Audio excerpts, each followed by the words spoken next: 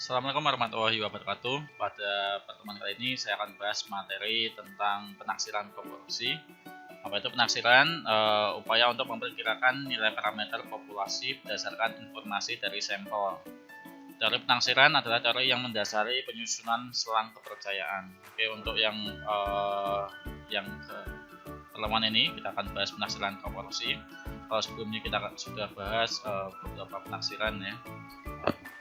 Yang kali ini kita fokus ke proporsi. Oke, ini contoh. Ini ada contoh yang pertama, ada arti proporsi adalah pembagian bentuk pecahan.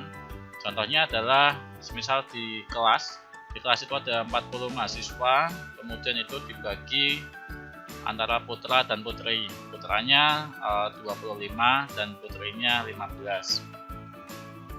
Jadi kalau kita cari proporsi mahasiswa putra, itu dari total putra dibagi total mahasiswa ketemu 62,5%. Nah, ini kalau kita desimalkan jadi 0,625. Kalau yang putri ini ada 15 mahasiswa, kalau dibagi total mahasiswa 40, totalnya ada 37,5%. Kalau kita desimalkan 0,375. Lalu di penaksiran parameter proporsi ini ada N besar, N kecil, ada P, ini ada P. Nah, di sini N besar banyaknya data populasi, lalu ini proporsi populasi. N kecil banyaknya data sampel, P proporsi sampel. Jadi ada hanya 4 ini ya. Lalu selanjutnya ini adalah rumus penaksiran parameter proporsi. Yang pertama adalah kita cari Q-nya. Q itu sama dengan 1 dikurangi P. P itu tadi apa? P itu adalah proporsi sampel. P proporsi sampel. Selanjutnya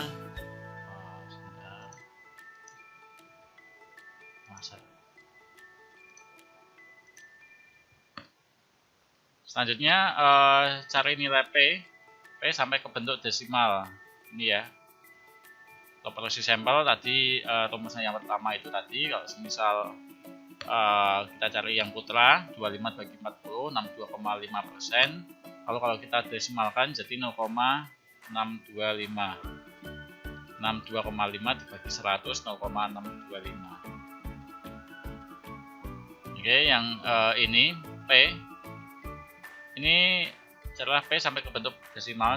Contohnya adalah 45%. 45% 45 dibagi 100 hasilnya 0,45. P sampelnya 80, misal ada sampel 80 dari populasinya adalah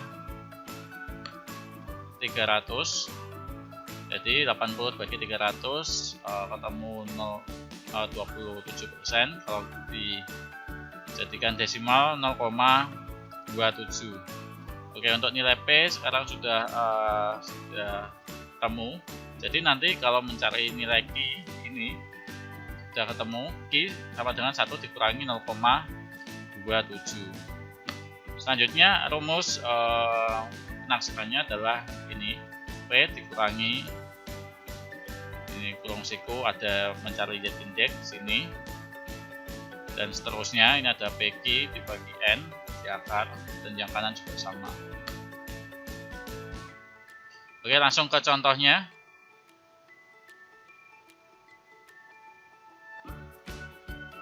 Sebelum ke contoh, ini ada penjelasan lagi penaksiran parameter perbedaan proporsi. Jadi kalau tadi itu hanya satu objek, ini kita membandingkan dua objek. Jadi perbedaannya berapa antara selisihnya, dan nanti ini dicari. Oke, yang ini simbolnya masih sama, ada N kecil, N besar. Yang perbedaannya adalah di sini kalau ada 1 dan yang kanan ini 2, ini menjelaskan bahwa yang 1 itu mau di objek pertama dan 2 ini adalah objek yang kedua.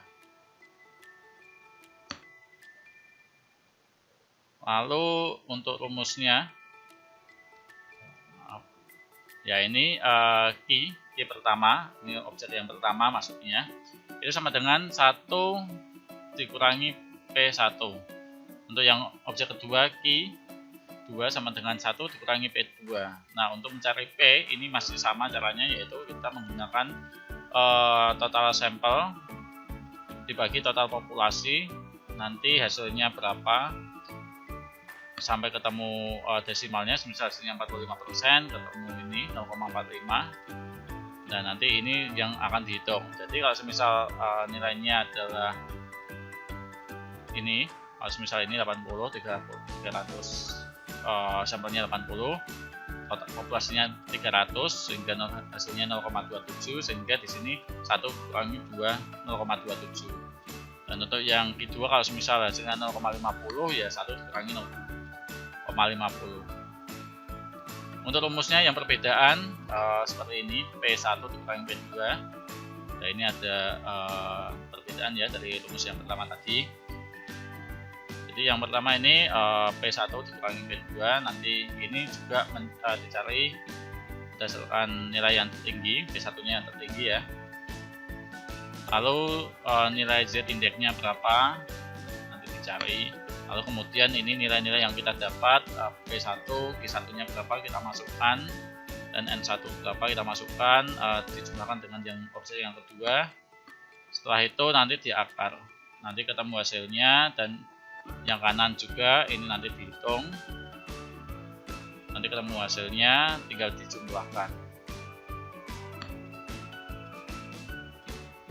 Oke, ini soalnya soal yang pertama ini adalah ingin diketahui berapa besar proporsi mahasiswa UNWAS yang sudah bekerja.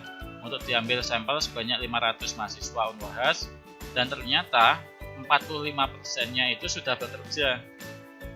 Dengan interval keyakinan 96,52%, taksilah proporsi mahasiswa UNWAS yang sudah bekerja.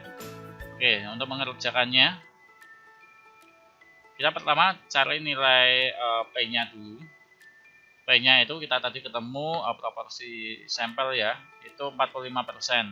45% itu sama dengan 0,45.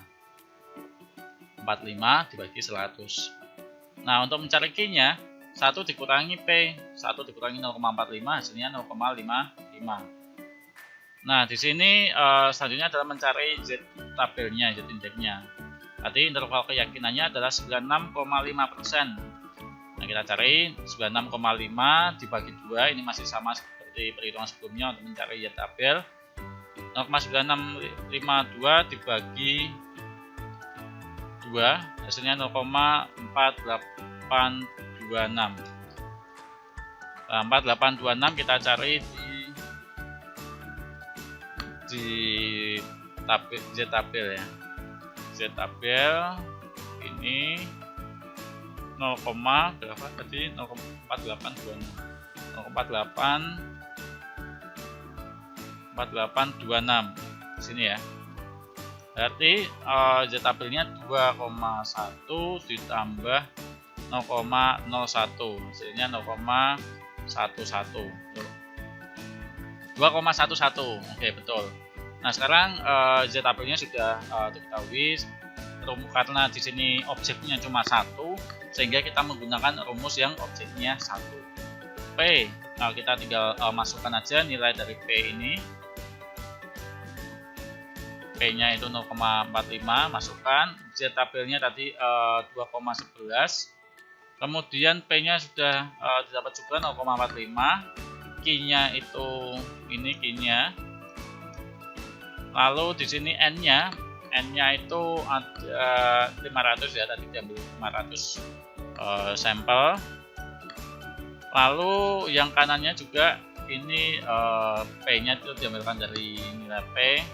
Hasilnya ini Z indeksnya sudah kita dapat tadi 2,11, dimasukkan di sini, dan P-nya di sini, dan yang Q ini taruh sini, dan yang N sampelnya 500 sama. Oke, dari ini, dari nilai-nilai yang sudah kita masukkan, kemudian kita jumlahkan, dan hasilnya adalah 0,048 untuk yang pertama ini, dan yang ini pastinya sama ya karena perhitungannya di dalamnya sama.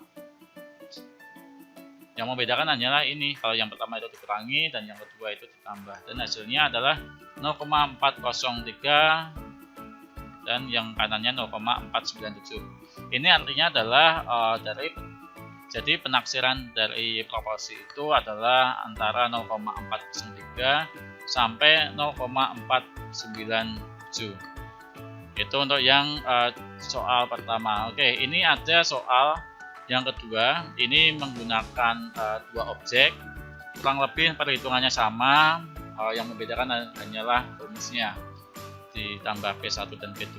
Oke, untuk belajar teman-teman silakan ini dikerjakan. Kalau misal ada yang mau ditanyakan silakan ditanyakan. Saya akhiri, terima kasih. Wassalamualaikum warahmatullahi wabarakatuh.